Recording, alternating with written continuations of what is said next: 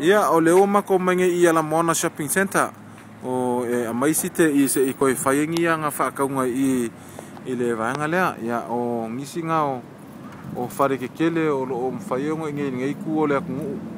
ia whaasolo mai le piko lea ia o le whale ke le ngā ia o le whale ngai masanginga whaiei ia ufongo le o pisingisi ia ai o mako maisi Ameriko fingi ia o lea ukile kunga e le whaasolo ngai Waikiki ia whaifo ia wai ngai kamo whaifo ia le ai whai meanga skate so maina I se whai whakau si te ia le ako e wakingisi kai kukong ia pēapea o le meisi nga o lo kasi o le whale lau loa o le akungu Amerika ia I ke unga ma mea uma hapea ngā e mwhaionga mauai ia ai mai se lava me fie se ko fingere ia fo e vainga nga ke unga ngia nga Bethel ma me penga ia o lunga ngia fo nga fale lunga ngia o le fo o le meisi ia ma le